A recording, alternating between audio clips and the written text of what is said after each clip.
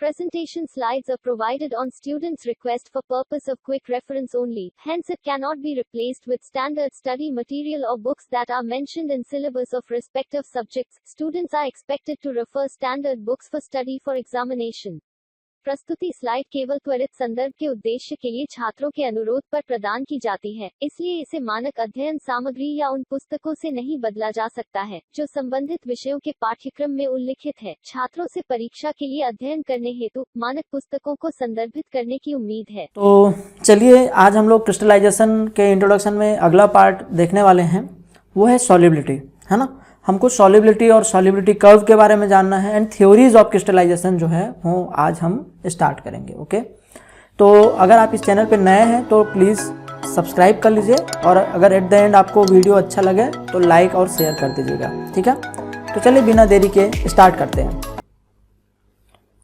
तो देखो, सॉल्युबिलिटी जो होता है, solubility is defined in a quantitative terms as the concentration of solute in a saturated solution at a certain temperature, and in a qualitative way it can be defined as the spontaneous interaction of two or more substances to form a homogeneous molecular dispersion। अगर हम लोग इसको quantitative term में लें, मतलब quantity के basis पे कि कितना मात्रा है किसी भी चीज का, तो सॉल्युबिलिटी को कैसे डिफाइन कर सकते हैं? तो as a concentration of solute in saturated solution at a certain temperature, मतलब एक निश्चित तापमान में, है ना, एक निश्चित तापमान में किसी सैचुरेटेड यानी कि संतृप्त विलयन, संतृप्त जो विलयन होगा, सैचुरेटेड सॉल्यूशन होगा, उसमें कितना कंसंट्रेशन है सॉल्यूट का, उसमें जो सॉल्यूट मिलाया गया है, जो विलेय उसमें मिलाया गया है विलायक में, उसका कंसंट्रेशन यानी कि सांद्रता कितना है ना, कितना मात्रा उसका एक संतृप्त विलयन में प्रेजेंट है एक डेफिनेट टेम्परेचर यानी कि एक निश्चित तापमान में। अगर मैं बोलूं 30 डिग्री सेंटीग्रेड में, तो 30 डिग्री सेंटीग्रेड में जब हम एक सैचुरेटेड सॉल्यूशन बना लेंगे तो उसमें कितना सॉल्यूट है, ठीक है। अगर मैं बोलूं 40 डिग्री टेम्परेचर पे अगर एक सैचुरेटेड सॉल्यूशन बना देंगे तो उसमें कितना अमाउंट सॉल्यूट का है ना, तो ये उसका क्या हो जाएगा, सॉल्युबिलिटी कहलाएगा। अगर हम लोग इसको क्वांटिटेटिव मैनर में बात करें, मतलब मात्रात्मक अगर तथ्य को लेकर इसको डिफाइन कर रहे हैं, अगर परिभाषित कर रहे हैं तो ठीक है।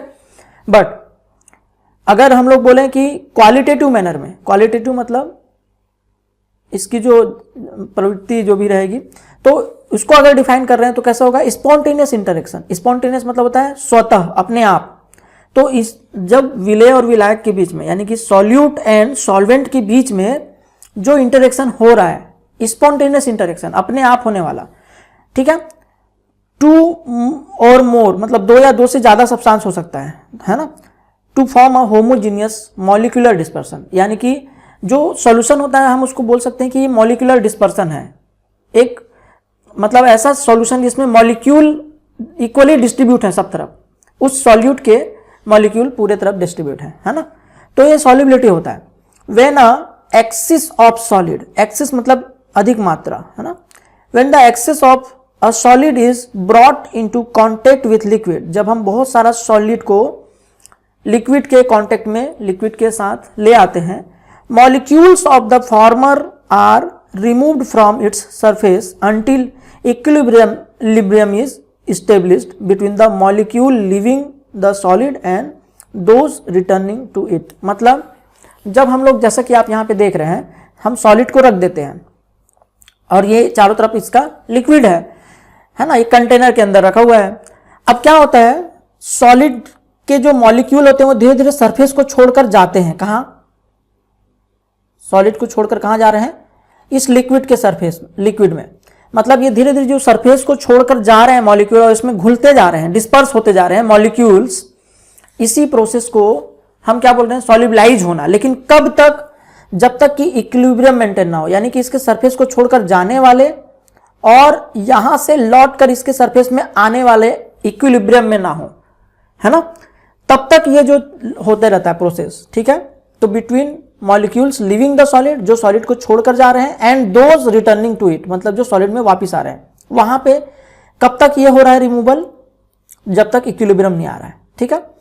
In the resulting solution is said to be saturated. और इसके कारण है ना कुछ अमाउंट यहाँ पे सॉलिड का बच जाएगा। हम लोग एक्सेस अमाउंट में डाले, मतलब बहुत ज्यादा मात्रा में हम लोगों ने यहाँ पे सॉलिड को डाल दिया है ना। इसमें से मैक्सिमम जितना इस सॉल्यूशन में, इस लिक्विड में, इतने अमाउंट लिक्विड में जितना घुल सकता है उतना इसमें घुल जाएगा और बचा हुआ सॉलिड नीचे रह जाएगा, है ना। इक्विलिब्रियम में इस सॉलिड के सरफेस से मॉलिक्यूल जाना और इस सॉल्यूशन से इसमें रिटर्न आना, ये दोनों एक कांस्टेंट रेट पे हो जाए। जितना मॉलिक्यूल छोड़ के जा रहा है उतना मॉलिक्यूल सराउंडिंग से उसके सरफेस पे आ जा रहा है, तो उसको इक्विलिब्रियम बोलेंगे।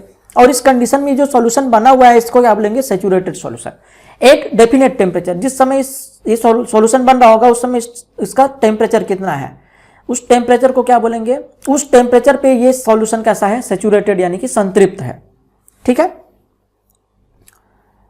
Eight the temperature of the experiment. ठीक है, the extent of which the solute dissolve is referred as a solubility. अब ये जो सैचुरेटेड सॉल्यूशन है उसमें कितना सॉल्यूट डिजॉल्व हुआ है उसकी मात्रा, एक्सटेंट मतलब मात्रा, ही उसकी सॉल्युबिलिटी कहलाएगी, है ना।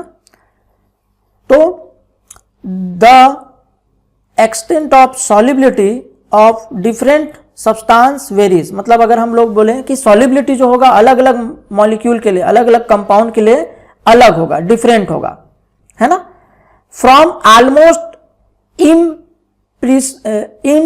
इम्परसेप्टिबल अमाउंट, मतलब ऐसा नहीं होता कि एक की सॉल्युबिलिटी को देखकर हम दूसरे की सॉल्युबिलिटी बता सकते हैं। सबका हम कुछ परसेप्शन नहीं कर सकते, पहले से हम पता नहीं लगा सकते, है ना। और बहुत वेरिएशन होता है, कोई किसी मॉलिक्यूल की सॉल्युबिलिटी बहुत कम होती है, किसी की ज्यादा होती है। तो लार्ज क्वांटिटी अगर हम बोलें तो रिलेटिवली हम इसको नहीं कर, बट फिर भी हम क्या कर सकते हैं, फॉर एनी गिवन सॉल्यूट, यानी अगर किसी एक सॉल्यूट को बोला जाए तो the solubility has a constant value. अगर मैं बोलूं कि NaCl की वाटर में सॉल्युबिलिटी रूम टेम्परेचर पे, तो वो निश्चित होगी।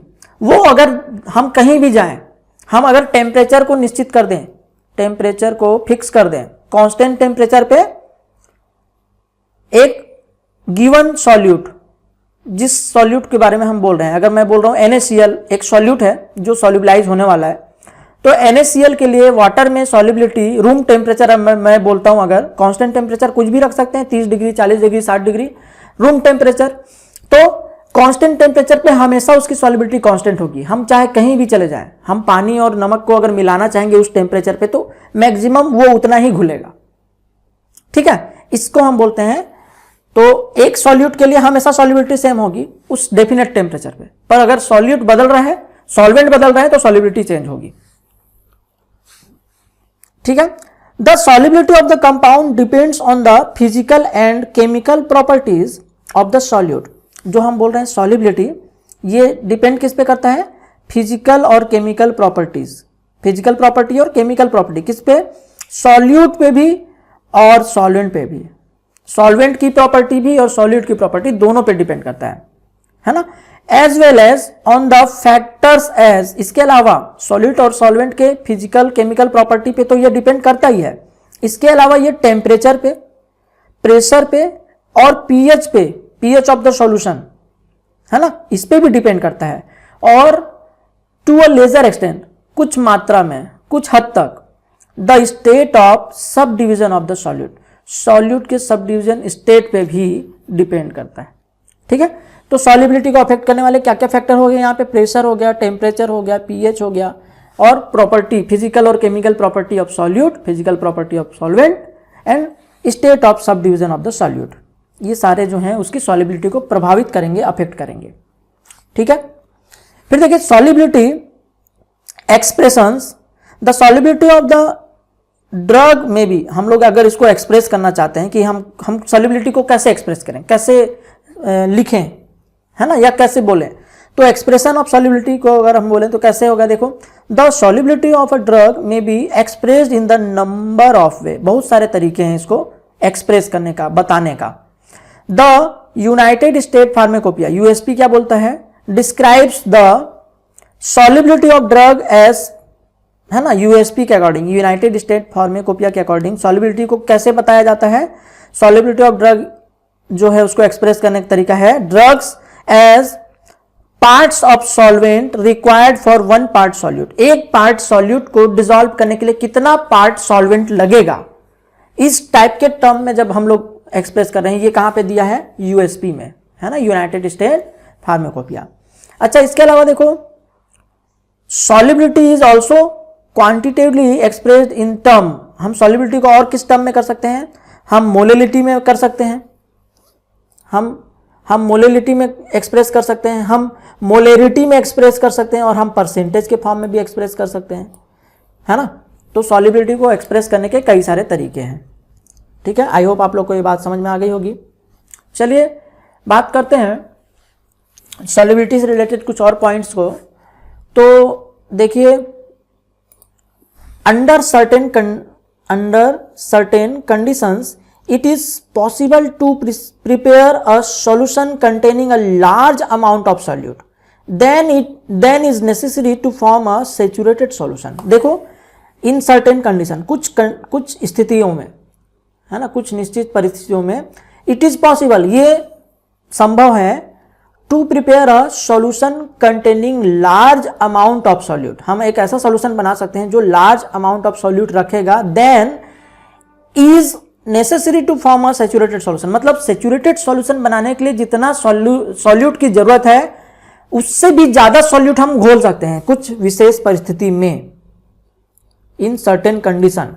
ठीक है, हम सैचुरेटेड सॉल्यूशन, क्योंकि हम बोल रहे हैं ना सैचुरेटेड सॉल्यूशन में इक्विलिब्रियम मेंटेन हो जाता है, ठीक है, पर उससे ज्यादा सॉल्यूट भी हम घोल सकते हैं, और इसी को हम क्या बोल रहे हैं, दिस में अकर्स व्हेन। ये कब होगा, when a solution is saturated at one temperature. हम एक टेम्परेचर पे एक सैचुरेटेड सॉल्यूशन बना लें, फिर क्या करें, the excess of solute is then removed.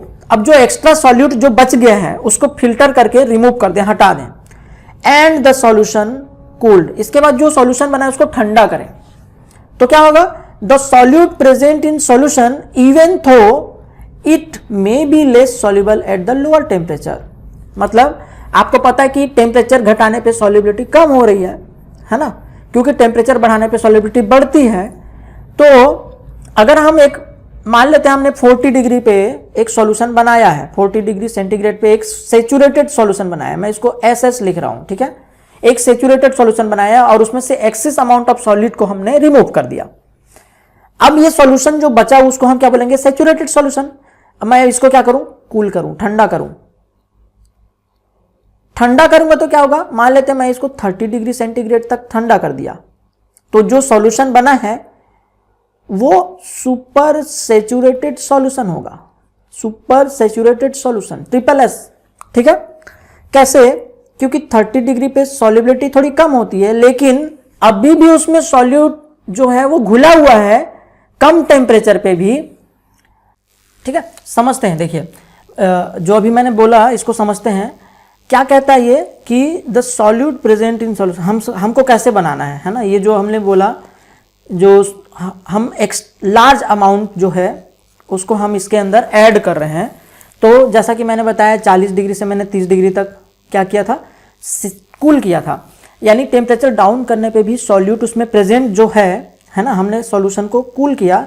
The solute present in solution even though it may be less soluble, हालांकि ये लेस सॉल्युबल है, कम घुलनशील है जब टेम्परेचर हम लोअर कर रहे हैं, लोअर टेम्परेचर पे, does not always separate from the solution. मतलब वो जो सॉल्यूट जो घुला हुआ है अगर उसकी सॉल्युबिलिटी कम हो जाती है, मतलब वहां पर उसको सेपरेट हो जाना चाहिए, प्रिसिपिटेट हो जाना चाहिए, क्रिस्टल बन जाना चाहिए, लेकिन हमेशा डज नॉट ऑलवेज सेपरेट, हमेशा वो अलग नहीं होता है। And there is produced a super saturated solution. और यहां पास ये कंडीशन आती है कि जो सॉल्यूशन है उसको अब क्या बोलेंगे हम, सुपर सैचुरेटेड सॉल्यूशन।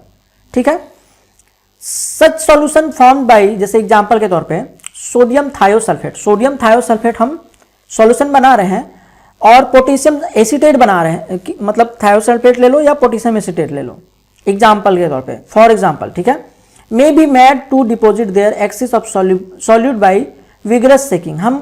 हम ये सुपर सैचुरेटेड सॉल्यूशन को अगर क्रिस्टल बनाना है या प्रेसिपिटेट कराना है तो हम क्या करेंगे, कंटिन्यूसली सेक करेंगे, या scratching the side of the vessel जिसमें रखा हुआ है उसके साइड में स्क्रैच करेंगे तो वहां पे क्रिस्टल बनने लगेगा, या फिर या फिर हम क्या करेंगे, introduce into solution small crystal of the solid, या हम छोटे से छोटे क्रिस्टल डाल देंगे जिसके कारण वहां पे क्रिस्टलाइजेशन स्टार्ट हो जाएगा। तो ये जो सुपर सेचुरेटेड सॉल्यूशन बना है ना, अपने आप क्रिस्टलाइजेशन नहीं होगा, अपने आप वहां से सॉल्यूट नहीं निकलने वाला। ये जो प्रोसेस हमने अभी बोला है इसको इस डायग्राम से समझते हैं। देखो ये आपका अनसेचुरेटेड सॉल्यूशन है ना, ये आपके सामने ये जो है माइक्रोस्कोपिक व्यू है जिसमें हम लोग मॉलिक्यूल लेवल पे बात करेंगे। तो ये हमने आपके सामने देखो सुपर पहले अनसेचुरेटेड सॉल्यूशन लिया, मतलब अभी इसमें हम जितना भी सॉल्यूट डालते जाएंगे घुलता जाएगा, ठीक है। हमने एक्सेस अमाउंट में सॉल्यूट डाल दिया, अब क्या हो गया, सेचुरेटेड सॉल्यूशन बन गया। ये सब डेफिनेट टेम्परेचर पे चल रहा है ना, कोई भी टेम्परेचर हो सकता है, मान लेते हैं फॉर एग्जांपल 30 डिग्री सेंटीग्रेड। ये सब काम किस पे हो रहा है, 30 डिग्री सेंटीग्रेड पे हो रहा है। अब जब सेचुरेटेड सॉल्यूशन बन जाएगा ना, तो जो सॉल्यूट, जो आपको ये व्हाइट कलर की जो छोटी छोटी खाली जगह दिख रही है, ये व्हाइट कलर की जो खाली जगह, ये एम्प्टी स्पेस को बता रहा है, जहां पास पहले मॉलिक्यूल था अब वो वहां से दूसरे जगह चला गया है ना। ये जो व्हाइट कलर के छोटे छोटे आपको दिख रहे हैं, ये व्हाइट कलर के सर्कल नजर आ रहे हैं, थोड़ा मैं जूम कर देता हूं तो आपको और अच्छे समझ में आएगा, ठीक है। चलिए, तो जैसे पहला वाला स्टेज है जहां हम अनसेचुरेटेड सॉल्यूशन रखे हैं, तो ये जो आपके सामने ये जो नजर आ रहा है, ये खाली खाली जगह, ये जो खाली जगह ये बता रहा है कि पहले यहाँ पे मॉलिक्यूल था जो अब मूव कर गया है। ये जो खाली जगह है ये क्या बता रहा है, पहले यहाँ पे मॉलिक्यूल था जो अब मूव कर गया है। ओके, तो देखिए अभी अनसेचुरेटेड सॉल्यूशन मतलब सॉल्यूशन बनता रहेगा, मतलब सॉल्यूट के मॉलिक्यूल सॉलिड के सरफेस को छोड़कर चले जाएंगे। ये सॉलिड के सरफेस को यहां से देखो छोड़कर चले गया, कहां, लिक्विड में। ऐसे देखो यहां से चला गया, ठीक है, ऐसे देखो यहां से छोड़कर चला गया, यहां से छोड़कर चला गया। इस तरीके से एक एक मॉलिक्यूल सॉलिड से सरफेस को छोड़कर निकलते जाते हैं और लिक्विड में डिस्पर्स होते जाते हैं। लेकिन उसी समय कुछ मॉलिक्यूल रिटर्न भी होता है। यहां पर देखिए, यहां कोई मॉलिक्यूल पहले था जो रिटर्न होकर यहां इस सरफेस पे वापस आ गया है। पर जब अनसेचुरेशन होता है, अनसेचुरेशन वाले कंडीशन में लिविंग जो होगी वो ज्यादा होगी, मॉलिक्यूल छोड़कर ज्यादा जाएंगे सरफेस को और लौटने वाले मॉलिक्यूल कम होंगे। समझ गए? जो मॉलिक्यूल सरफेस को छोड़कर जा रहा है, सॉलिड के सरफेस को छोड़कर सॉल्यूशन में जा रहा है, उसकी मात्रा ज्यादा होगी अनसेचुरेशन के कंडीशन में। अभी सेचुरेशन नहीं आया, मतलब इक्विलिब्रियम नहीं आया। अब ये कंडीशन चलता रहेगा, ये जो सॉल्यूट है घुलता जाएगा, एक टाइम आएगा कि अब जो सॉल्यूशन है वो सेचुरेट हो जाएगा। और ये सब काम किस टेम्परेचर पे चल रहा है? ये सब काम 30 डिग्री टेम्परेचर पे चल रहा है। हमने टेम्परेचर को कुछ भी वेरिएशन नहीं किया। अभी क्या हो रहा है देखो, जब इक्विलिब्रियम आ गया तो जितना मॉलिक्यूल सरफेस को छोड़कर जा रहा है उसी के रिप्लेसमेंट में एक मॉलिक्यूल वापिस आ रहा है। यहां देखो एक छोड़कर जा रहा है तो दूसरा वापिस आ रहा है, यहां पे देखो एक छोड़कर जा रहा है तो उसके बदले दूसरा आ रहा है। मतलब ये हमेशा इक्विलिब्रियम है, छोड़कर जाने वाले की जगह पे एक लौट कर आने वाला भी है, छोड़कर जाने वाले जगह पे एक लौट कर आने वाला है। तो इसको क्या बोल रहे हैं? इक्विलिब्रियम। मतलब ओवरऑल कोई चेंज हुआ क्या? कोई चेंज नहीं हुआ। ओवरऑल अगर मैं बोलूं कि अगर एक मॉलिक्यूल यहां से यहां चला गया तो उसके बदले में दूसरा यहां वापस लौट आया, तो यहां पास सॉलिड में उतने ही मॉलिक्यूल होंगे और यहां सॉल्यूशन में उतने ही मॉलिक्यूल होंगे। और अनसेचुरेटेड में नंबर ऑफ मॉलिक्यूल्स देखो कम है, सेचुरेटेड में ये ज्यादा है ना। आई होप यहां तक पॉइंट समझ में आ गया होगा। अगर आप लोग को कोई भी डाउट रहता है तो प्लीज आप लोग कमेंट सेक्शन में लिखिएगा, तो मैं इसे और आपको अच्छे से एक्सप्लेन कर दूंगा।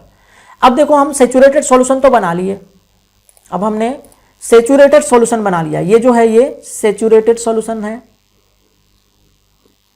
ठीक है। अब हम लोग बोल रहे हैं इसको कूलिंग करेंगे। सबसे पहले एक्सिस ऑफ सॉलिड, ये जो एक्स्ट्रा जो सॉलिड था जो अभी घुला नहीं, उसको हम क्या करेंगे? रिमूव कर लेंगे। इसको क्या कर लेंगे? रिमूव कर लेंगे, हटा लेंगे फिल्टर करके।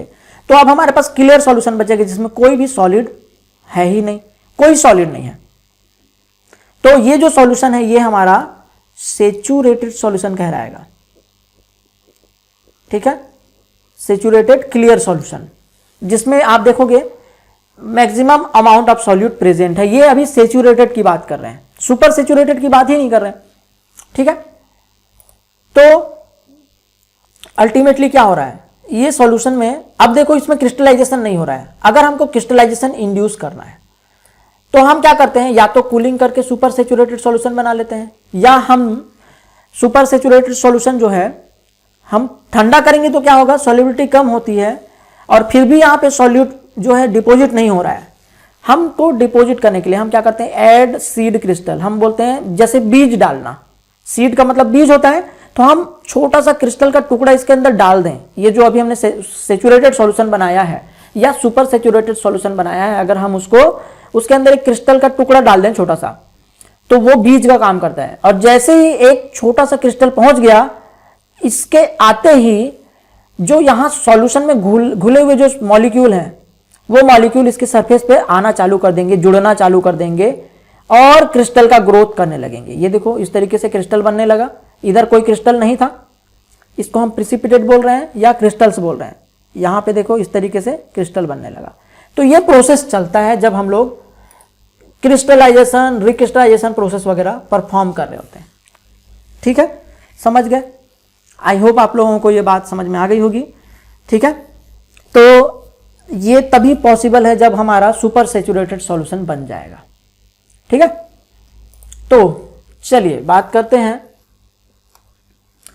क्योंकि हम यहाँ पे सॉल्युबिलिटी की बात कर रहे हैं, तो हमको ये भी समझना जरूरी है कि सॉल्युबिलिटी कर्व क्या होता है, क्योंकि ये वो मेथड है जिससे हमको किसी भी सॉल्यूट को क्रिस्टलाइज करने का आइडिया मिलता है कि कितना टेम्परेचर में कितना सॉल्यूट घोलें कि हमको सैचुरेटेड सॉल्यूशन बन जाए, या कितना टेम्परेचर में क्या करें तो सुपर सैचुरेटेड सॉल्यूशन बने। तो सॉल्यूशन बनाने का जो आइडिया है और क्रिस्टलाइजेशन के लिए कितना टेम्परेचर रखना चाहिए, कितना है ना, कितना कूलिंग करना चाहिए, इन सब चीज़ का आइडिया हमको इसी सॉल्युबिलिटी कर्व से मिलता है। और इससे हमको वेरियस डोजेस फॉर्म डेवलप करने में भी आइडिया मिलता है कि भाई किसी भी सॉल्यूट की सॉल्युबिलिटी कितनी है, तो हमको अगर कितना डोज बनाना है तो कितना में कितना सॉल्यूट मिलाएंगे तो वो घुल सकता है, और उससे ज़्यादा होने पे वो क्रिस्टलाइज होने लगेगा। तो क्रिस्टलाइजेशन ना हो, क्लियर सॉल्यूशन बने, तो हमको सॉल्युबिलिटी का आइडिया होना चाहिए। तो देखिए हम क्या करते हैं, यहाँ पे आप देख रहे हो ये टेम्परेचर है। टेम्परेचर हमने यहाँ धीरे धीरे इंक्रीज किया। देखो 0 से लेकर 100 डिग्री सेंटीग्रेड तक हमने टेम्परेचर बढ़ाया। हर टेम्परेचर पे हम कितना सॉल्यूट सैचुरेटेड सॉल्यूशन में, कौन से सॉल्यूशन में, सैचुरेटेड सॉल्यूशन में कितना सॉल्यूट घुलता है उसका अमाउंट मेजर करते हैं। और अमाउंट मेजर करने का कई तरीका होता है।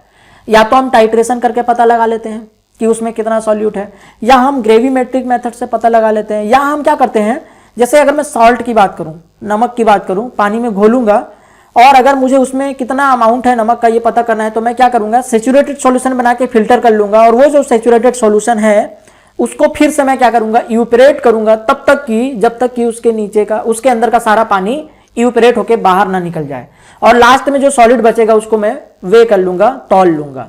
तो इस तरीके से मेरे को अमाउंट पता चल जाएगा। तो ये अलग अलग तरीके से हम क्या करते हैं, तो ये अमाउंट, जैसे यहाँ देखिए पोटेशियम नाइट्रेट के लिए ये है, पोटेशियम नाइट्रेट 0 डिग्री पे इतना। अच्छा, ये जो अमाउंट है, हम लोगों ने एक्सप्रेशन की बात की थी, एक्सप्रेशन हम यहाँ पे किस पे कर रहे हैं, देखो ग्राम साल्ट पर 100 ग्राम वाटर।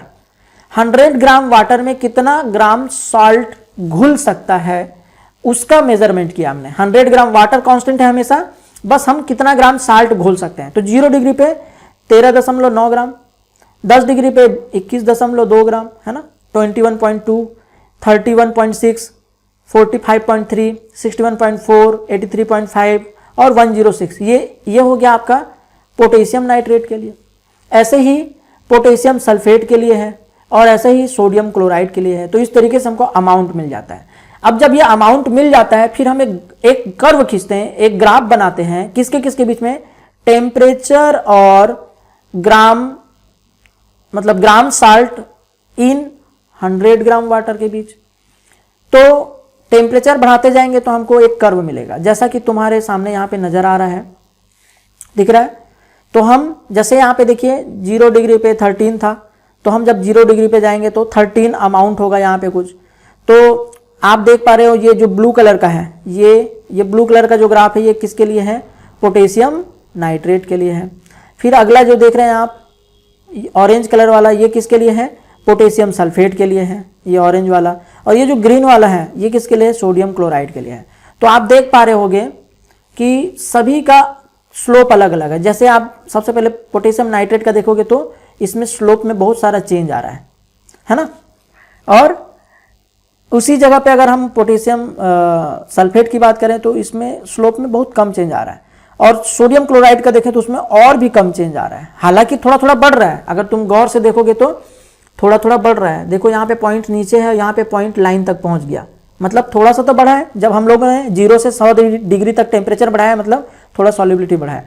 तो जनरली अगर कॉमनली हम बात करें तो सॉल्युबिलिटी बढ़ता है, पर ये जरूरी नहीं है, अलग अलग तरीके का। फॉर एग्जाम्पल आपके सामने एक ग्राफ दिख रहा है सॉल्युबिलिटी, इसमें gram of salt in 100 gram H2O के लिए एक मेजरमेंट है। और तुम देख रहे हो कि यहाँ पे NaCl, KCl, KClO3, potassium dichromate है ना, कैल्शियम क्लोराइड, ये सोडियम नाइट्रेट, इस टाइप का बहुत सारे अलग अलग कंपाउंड का दिया है। तो किसी का स्ट्रेट लाइन मिल रहा है, किसी का कर्व मिल रहा है, और एक ऐसा भी है देखो जो कम हो रहा है टेम्परेचर के साथ, इसकी सॉल्युबिलिटी कम हो रही है, दिख रहा है। यहाँ पे 0 डिग्री पे ज्यादा अमाउंट घुला है और जब गर्म कर रहे हैं तो कम हो रहा है। तो ऐसा भी हो रहा है। तो हम चलो इसी को डिस्कस करते हैं। तो ये जो ग्राफ है, आई होप आपको एक जनरल आइडिया मिल गया होगा। अब ये ग्राफ के बारे में अपन डिस्कस करते हैं, जहां पे हम लोग समझेंगे ये क्या एक्सप्रेस करता है ना। The following conclusion can be drawn regarding the effect of temperature on the solubility. Temperature का इफेक्ट सॉल्युबिलिटी पे क्या पड़ रहा है, हम इस ग्राफ से समझते हैं। सबसे पहले देखिए आपके सामने जो ग्राफ है, इसमें कर्व 1, ये जो ब्लू कलर का कर्व दिख रहा है ना, ये कर्व 1 है। तो ये क्या बताता है, रिप्रेजेंट्स पोटेशियम नाइट्रेट। पहली बात तो ये किसका है ग्राफ, ये पोटेशियम नाइट्रेट का है। This is the most common type in which the solubility of substance increases with temperature. ये बहुत कॉमन टाइप का ग्राफ है जो ज्यादातर मॉलिक्यूल में देखने को मिलता है, जिसमें टेम्परेचर बढ़ाते जाओगे तो सॉल्युबिलिटी बढ़ती जाएगी, है ना। हो सकता है एग्जैक्ट रेट से ना हो, बट बढ़ रही है हमेशा। दूसरा देखिए कर्व 2, ये जो नीचे में पिंक कलर का दिख रहा है ना, ये जो पिंक कलर का दिख रहा है ये कर्व 2 है, जो किसके लिए है, रिप्रेजेंट सोडियम क्लोराइड। ये सोडियम क्लोराइड का है। सोडियम क्लोराइड का कर्व देखेंगे तो क्या समझ में आता है, the solubility increases with increasing in temperature but to the margin extent.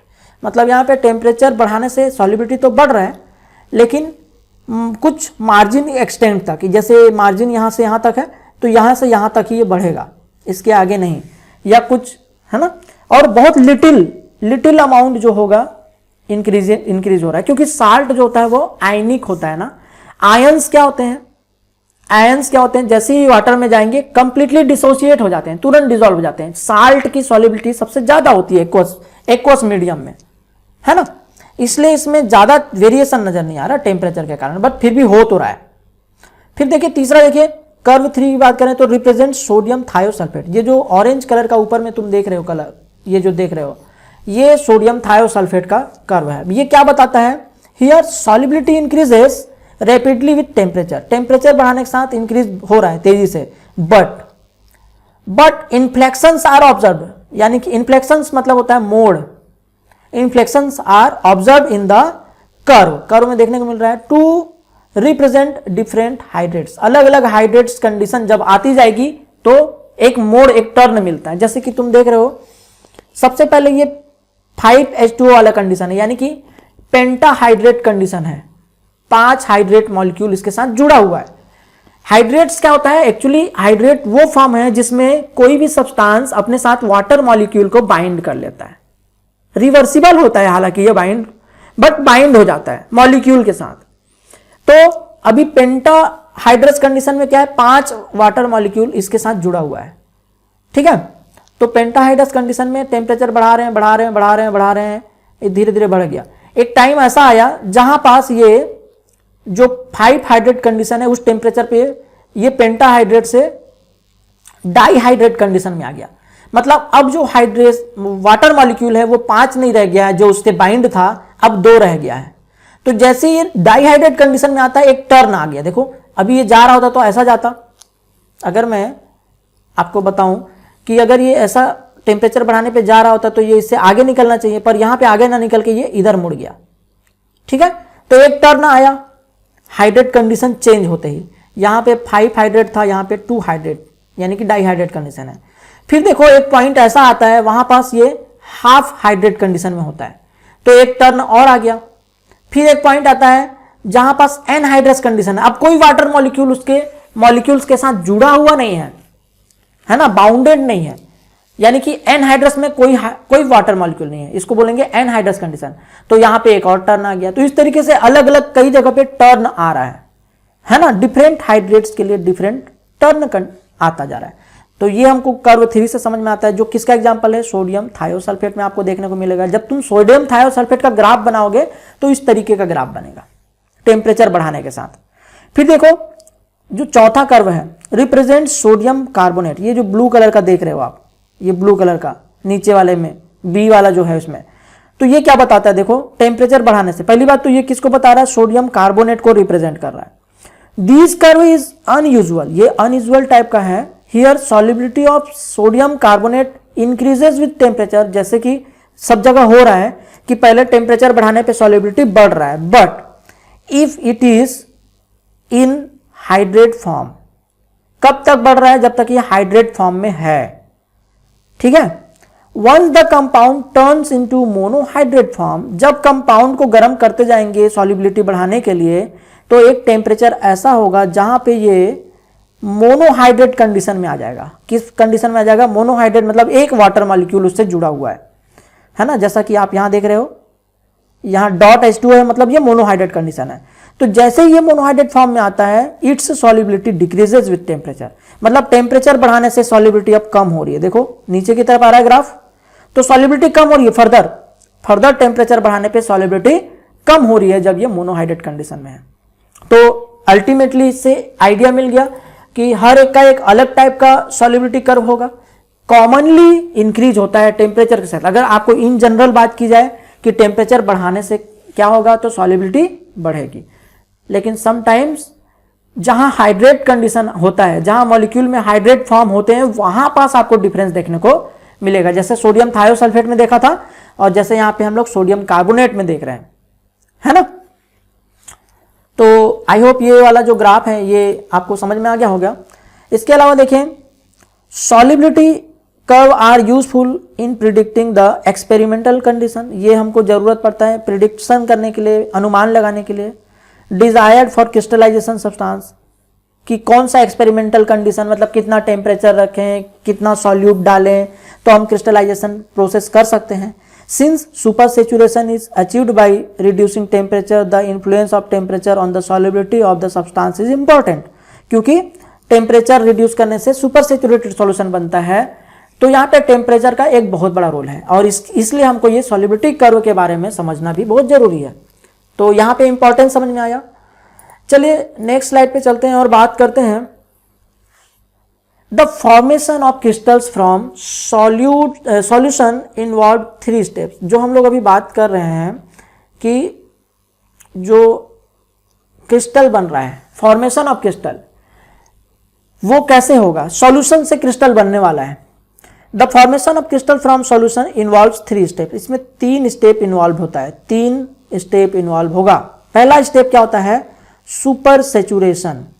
पहला स्टेप क्या होगा, हमको सेचुरेटेड सॉल्यूशन को सुपर सेचुरेटेड सॉल्यूशन में कन्वर्ट करना है। तो solubility of the compound in the solvent exceeds the saturation solubility, मतलब यहाँ पे हमको इतना ज्यादा सॉल्यूट घोल देना है कि वो उसके सेचुरेशन लेवल से भी ज्यादा हो जाए।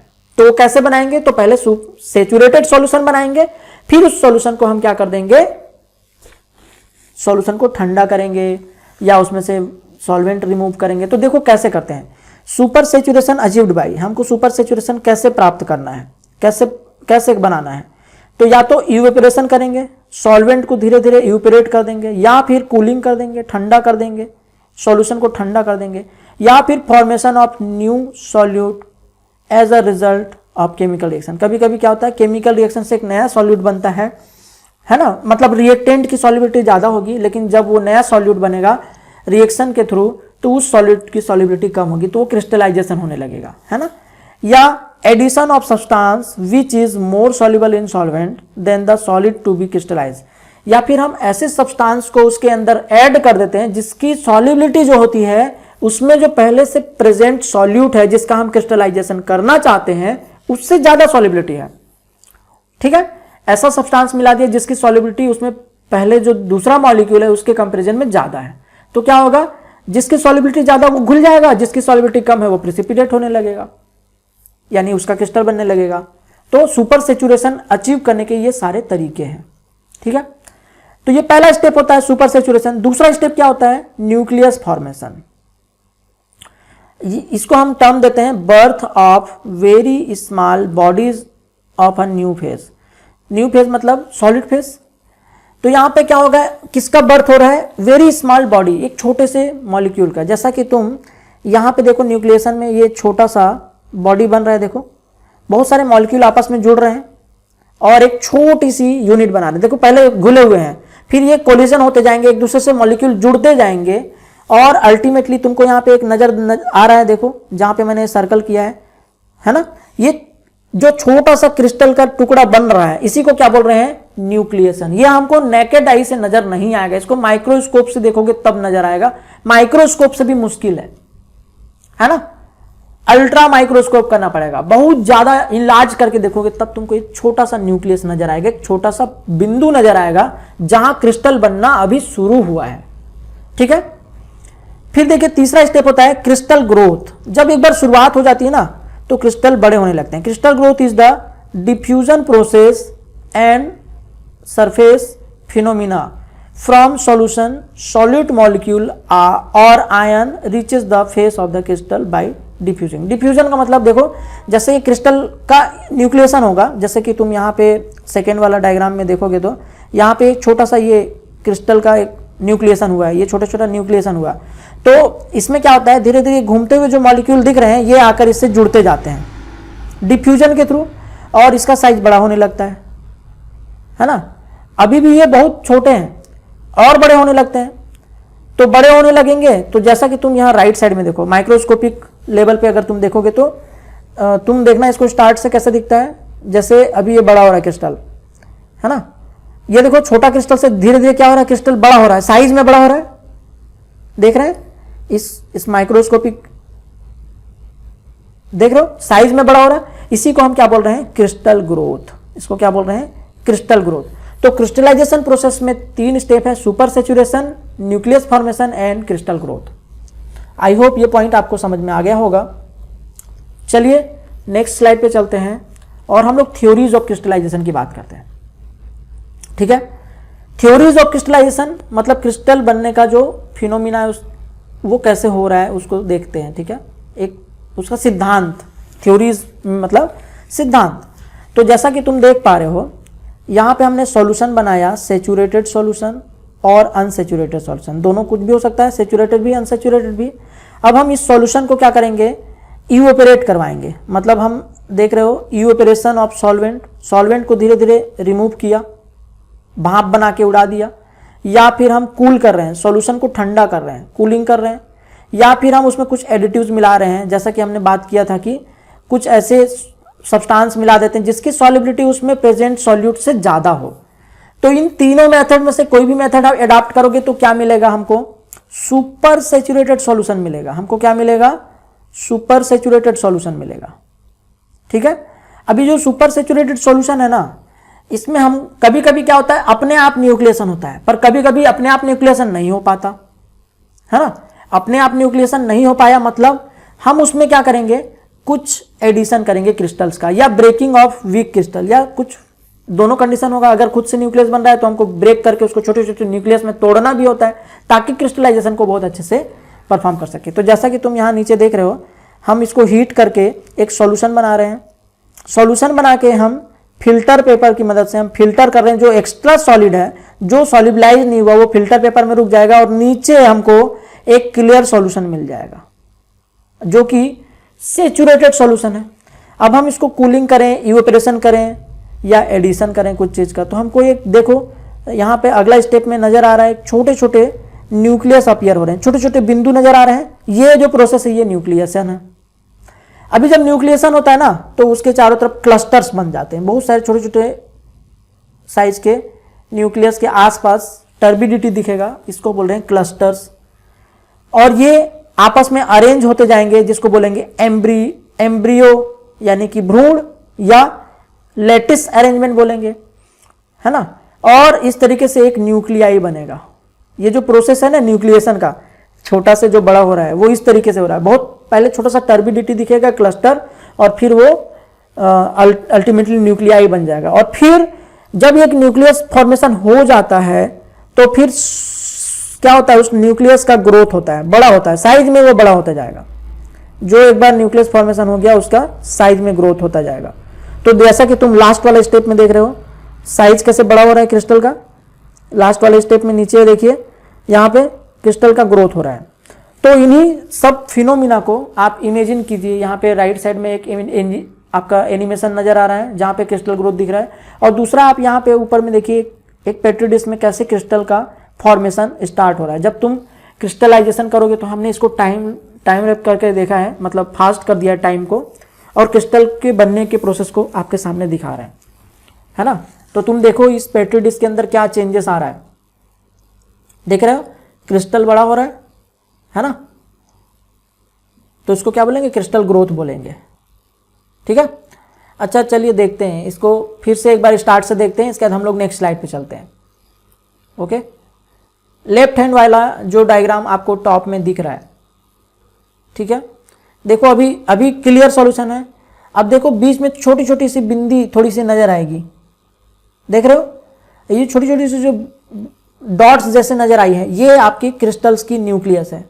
और फिर ये क्रिस्टल धीरे धीरे कैसे ग्रोथ कर रहा है, देखते जाइए, है ना। यहाँ पे एक निडल शेप क्रिस्टल्स बन रहे हैं, इलोंगेटेड साइज के, है ना। हम इसको बोलेंगे needle shaped crystal. Crystal habit में हम लोगों ने पढ़ा था अलग अलग शेप के क्रिस्टल बनते हैं, ठीक है। तो आई होप अब आपको समझ में आ गया होगा क्रिस्टल कैसे बनता है या क्रिस्टलाइजेशन कैसा होता है, ये इसकी थ्योरीज है ना, ठीक है। तो चले नेक्स्ट स्लाइड पे चलिए चलते हैं। तो देखिए ये जो प्रोसेस पूरे चल रहा है ना, इसमें एक बहुत बड़ा रोल है मायर्स की सुपर सैचुरेशन थ्योरी। हम लोग बात कर रहे हैं सुपर सैचुरेशंस की बात कर रहे हैं और हम इस थ्योरी की बात करेंगे। तो मायर ने एक थ्योरी दिया, मायर साइंटिस्ट थे।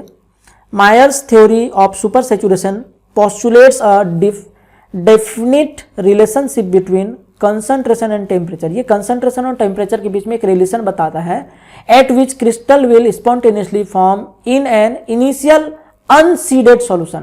मतलब ये जो सॉल्यूशन जिसमें हमने सीड नहीं डाला है, बिना सीड डाले सुपर सैचुरेशन सॉल्यूशन जो बनेगा उसमें अपने आप स्पॉन्टेनियसली क्या होने वाला है, क्रिस्टल बनना है। उसकी जो प्रक्रिया है, तो टेम्परेचर और कंसंट्रेशन में वहां पे क्या रिलेशनशिप है, इसी चीज को ये मायर सुपर सैचुरेशन थ्योरी समझाता है, ठीक है। ये ग्रोथ, ये पहले आप लोग देखिए कि इसमें नीचे वाले में टेम्परेचर दिया हुआ है और इस साइड में कंसंट्रेशन दिया हुआ है, किसका, सॉल्यूट का कंसंट्रेशन, ठीक है। और ये जो CPDE है ना, CPDE ये क्या बताता है, पाथ ऑफ कूलिंग, ठंडा करने का पाथ, हमको किधर से किधर ठंडा कर रहे हैं ये उसको बता रहा है, ठीक है। तो देखिए super solubility represent the limit at which nucleus formation begins spontaneously. मतलब यहाँ पे जो न्यूक्लिएशन है वो अपने आप होगा। Consequently, the point where crystallization can start in the absence of any solid particle। मतलब हम सॉल्यूशन में कोई सीड नहीं डालेंगे, कोई पार्टिकल नहीं डालेंगे, बिना पार्टिकल इंट्रोड्यूस किए एक क्लियर सुपर सैचुरेटेड सॉल्यूशन से कैसे क्रिस्टल की शुरुआत होती है ये यहाँ पे बताया जाता है, ठीक है। द कर्व AB रिप्रेजेंट, हम लोग अगर बात करें AB, आप देख रहे हैं ये ग्रीन कलर का जो कर्व है AB, ये कर्व क्या बताता है, नॉर्मल सॉल्युबिलिटी, यानी कि हम टेम्परेचर बढ़ाते जाएंगे तो सॉल्युबिलिटी बढ़ रहा है ना। तो ये उसको बता रहा है any point on the curve represent the solute in equilibrium with the solvent. हम इसमें कहीं भी किसी भी पॉइंट पे पहुंचे, जैसे मैं इस पॉइंट पे बात करूं तो यहां पास जो टेम्परेचर होगा उस टेम्परेचर पे कितना सॉल्यूट घुला हुआ होगा ये हमेशा निश्चित होगा, ये बताएगा, ठीक है। इसके अलावा देखिए in the maximum limit this is the maximum limit for solubility of a substance, ये maximum limit हो गया। the curve FG, कौन सा कर्व, ये FG जो कर्व है ये क्या रिप्रेजेंट कर रहा है, इट रिप्रेजेंट्स विच इज रफली parallel to the normal solubility, जो कि पैरेलल है, रफली, एग्जैक्ट पैरेलल नहीं है, रफली पैरेलल है नॉर्मल सॉलिबिलिटी कर्व के पास। और क्या बता रहा है, it represents the limit at which nucleus formation begins, ये बताता है लिमिट, किसकी लिमिट बता रहा है, जहां पे न्यूक्लियस फॉर्मेशन शुरुआत होता है अपने आप spontaneously. The region enclosed between this two curve, इन दोनों कर्व के बीच में जो रीजन है, जो जगह खाली है, ये जिसको मैं अभी हाईलाइट कर रहा हूं, है ना, ये जो रीजन है जिसको मैंने अभी हाईलाइट किया है, ये वो जगह है, ये कौन सी जगह है, ये वो जगह है जहां पे हम इसको क्या बोलते हैं, मेटा स्टेबल स्टेट बोलते हैं, जहां पे ए बी और एफ जी के बीच में जो जगह है उसको क्या बोल रहे हैं, Meta stable state, indicating that the system is unstable and undergoes change. यहां पास जो सिस्टम है वो अनस्टेबल है, स्टेबल नहीं है और चेंज होने वाला है। क्या चेंज होने वाला है, द लिक्विड में often be cooled a few degree below its freezing point without crystallization taking place. हम यहाँ पे ये बोलता है कि हम किसी भी सॉल्यूशन को, लिक्विड को हम ठंडा कर सकते हैं कुछ डिग्री तक फ्रीजिंग पॉइंट के पहले, विदाउट क्रिस्टलाइजेशन मतलब बिना क्रिस्टल फॉर्मेशन के। Crystallization starts if this limit is exceeded, मतलब क्रिस्टलाइजेशन कब स्टार्ट होगा, जब ये लिमिट जो है एक्सीड हो जाएगा, बढ़ जाएगा, है ना। Okay, considered a point C, हम लोग एक पॉइंट सी की बात करें, जैसा कि आप यहाँ पे देख रहे हैं इस ग्राफ में, इस पॉइंट सी की बात कर रहे हैं, इसको ध्यान से देखिए। With a definite composition and temperature, यहाँ पे कुछ कंपाउंड होगा सॉलिड का और टेम्परेचर यहाँ पे होगा। On cooling this solution crystallization in expected to start point B. जब हम इसको ठंडा करना चालू करें, मतलब इसका टेम्परेचर यहां से कम कर रहे हैं, टेम्परेचर कम कर रहे हैं तो ऐसा स्ट्रेट लाइन आएगा, और अगर सॉल्यूट कम करेंगे तो ऐसा आएगा, ठीक है। तो टेम्परेचर कम कर रहे हैं और ये पॉइंट पी पे पहुंच रहे हैं। ये पॉइंट पी किस में है, नॉर्मल सॉलिबिलिटी कर्व में। हम यहां पास आ गए, तो ये क्या बोल रहा है कि पॉइंट पी के आसपास क्या है कि ये सॉलिबिलिटी कर्व है, मैक्सिमम लिमिट है सॉलिबिलिटी की, तो हम ऐसा एक्सपेक्ट करते हैं कि यहां पास क्रिस्टलाइजेशन स्टार्ट हो जाना चाहिए। However it does not happen, हालांकि यहां पे होता नहीं, ऐसा हम एक्सपेक्ट कर रहे हैं, क्योंकि हम पहले जब सॉलिबिलिटी कर्व बना रहे होते हैं तो हमने ये मैक्सिमम लिमिट रखी कि इससे ज्यादा सॉल्यूशन में सॉल्यूट नहीं घुल सकता। पर फिर अगर नहीं घुल सकता, मतलब अगर हम इससे यहां तक अगर पहुंच जाते हैं तो यहां पे क्रिस्टलाइजेशन प्रोसेस स्टार्ट हो जाना चाहिए, पर ऐसा नहीं होता। अकॉर्डिंग टू मायर्स थ्योरी क्या बोलता है, crystallization do not start P point but it takes place somewhere in the neighbourhood of the point D. ये कहां पे होगा स्टार्ट, ये जो पॉइंट डी है, जो सुपर सैचुरेशन कर्व है, इसके आसपास कहीं पास का टेम्परेचर में अगर हम पहुंचते हैं, वहां पास ये स्टार्ट होगा। When certain condition is specified, है ना। ये कौन कह रहा है, मायर कह रहा है, समझ गए। तो ये सुपर सैचुरेशन लेवल के आसपास जब पहुंचेगा तब क्रिस्टलाइजेशन स्टार्ट होगा, न्यूक्लिएशन स्टार्ट होगा, है ना। और जब एक बार न्यूक्लिएशन स्टार्ट हो जाएगा तो क्या होगा, वो सॉल्यूशन का टेम्परेचर तो उतना ही रहेगा, पर सॉलिड डिपॉजिट होने लगेगा, जिससे सॉल्यूशन में उसका कंसंट्रेशन गिरने लगेगा और पॉइंट ई तक गिर जाएगा। पॉइंट ई तक पहुंचते तक ये इक्विलिब्रियम में आ जाएगा और हमको क्रिस्टल मिल जाएगा, और हमारा सॉल्यूशन यहां पे उस टेम्परेचर पे क्या हो जाएगा, क्रिस्टलाइज हो जाएगा, ठीक है। तो ये जो है आपका, ये आपका मायर्स सुपर सैचुरेशन थ्योरी यही कहता है। पर मायर्स की थ्योरी की कुछ लिमिटेशंस हैं जिसके बारे में हम लोग बात करते हैं। Myers state that under ideal condition of crystallization nucleus formation starts at FG, जैसा कि हमने वो ग्राफ में देखा था। क्रिस्टल ग्रोथ बिगिंस, फिर क्रिस्टल ग्रोथ स्टार्ट हो जाएगा। देन कंसंट्रेशन ऑफ सब्सटेंसेस रफली फॉलोज द कर्व डी, मतलब वो जो आपका जो नीचे का जो कर्व था, है ना, डी वाला कर्व था, देखें जो डी वाला कर्व है, डी से जो नीचे आ रहा है इसी को हम क्या बोल रहे हैं, डी कर्व। तो जब ये स्टार्ट हो जाएगा, क्रिस्टल ग्रोथ होने लगेगा, तो कंसंट्रेशन नीचे की तरफ आ जाएगा, क्योंकि वहां पे सॉलिड डिपॉजिट हो रहा है, समझ गए, सॉलिड डिपॉजिट हो रहा है इस वजह से। तो conditions for obey conditions for obeying Miers theory, मतलब मायर्स थ्योरी को मतलब ओबे करने के लिए, है ना, कुछ कंडीशंस है। क्या कंडीशन है? The solute and solvent must be pure, solute और सॉल्वेंट जो हो वो प्योर होना चाहिए, उसमें कोई भी इम्प्योरिटी ना हो, पहला कंडीशन।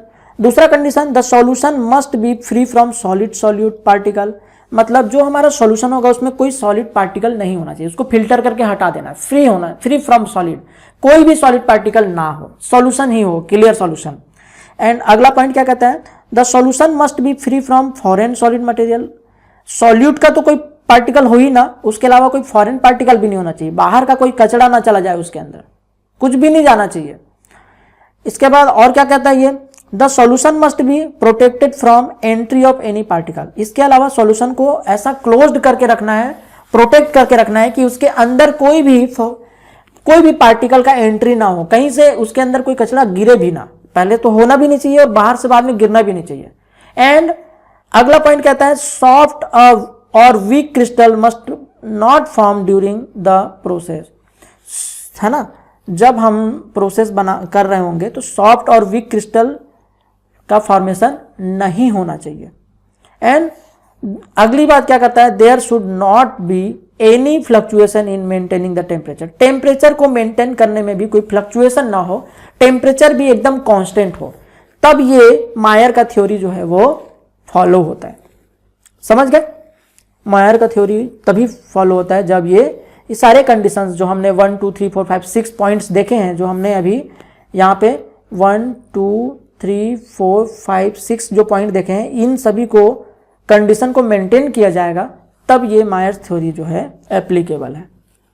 ठीक है, लेकिन मायर थ्योरी हमको सुपर सैचुरेशन से क्रिस्टलाइजेशन वाला जो प्रोसेस है उसको अच्छे से एक्सप्लेन करके बताता है। लेकिन जब कोई भी थ्योरी आती है उसकी कुछ लिमिटेशंस होती है, कुछ सीमाएं होती हैं, है ना, तो हम लोग अब उन सीमाओं की बात करते हैं, उन लिमिटेशंस की बात करते हैं कि इसके आगे हम नहीं जा सकते। लिमिट ऑफ, है ना, वॉल ऑफ लिमिट, दीवार जिसके आर पार हम आगे नहीं जा सकते, एक लिमिट होगी। तो हम लिमिट की बात कर लेते हैं।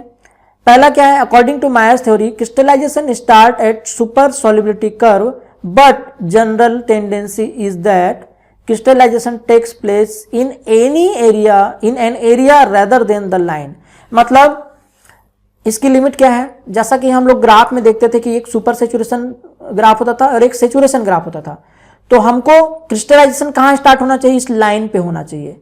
लेकिन हमारा जो क्रिस्टलाइजेशन है वो जरूरी नहीं है कि वो इसी लाइन पे स्टार्ट होगा, वो इसके आसपास किसी भी एरिया में हो सकता है, इसके नेबरहुड में, मतलब इसके आस पड़ोस में कहीं पास जो एरिया है वहां पे स्टार्ट होगा।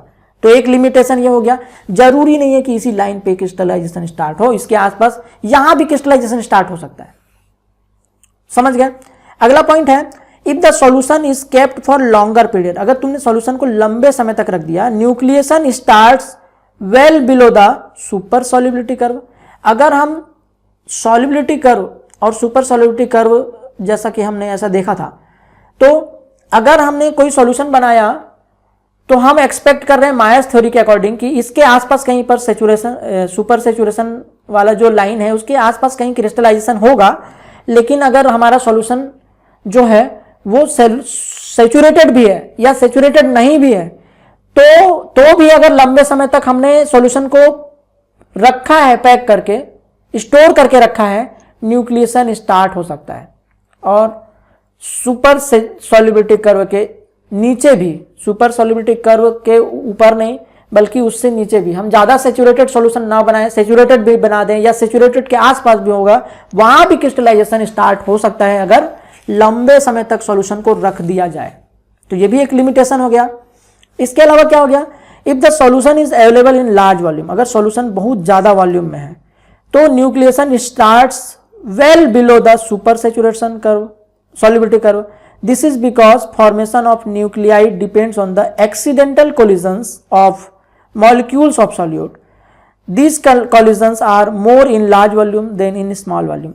तो इसके कहने का मतलब ये है कि अगर हमारा ये जो सॉल्यूशन ये बल्क में है, जैसे मान लेते हैं एक तरफ तो हम 10 ml सॉल्यूशन की बात करें और एक तरफ हम लोग 1 गैलन की बात कर लें, 1 गैलन सॉल्यूशन, या बोल सकते हैं 1000 ml की बात करें, है ना। दूसरी तरफ हम लोग बात कर लेते हैं 1000 ml सॉल्यूशन, तो यहाँ पास बहुत ज़्यादा वॉल्यूम ज़्यादा है, तो उसमें सॉल्यूट भी बहुत सारे ज़्यादा होंगे, और जितना ज़्यादा सॉल्यूट का भीड़ हो जाएगा उतना ही कोलिजन यानी कि टक्कर के चांसेस बढ़ जाएंगे। और जब पार्टिकल एक दूसरे के आसपास टकराते हैं ना, उसी समय न्यूक्लियस पर जुड़ जाते हैं, एक दूसरे से बाइंड हो जाते हैं, और बाइंड होने से न्यूक्लिएशन हो जाता है।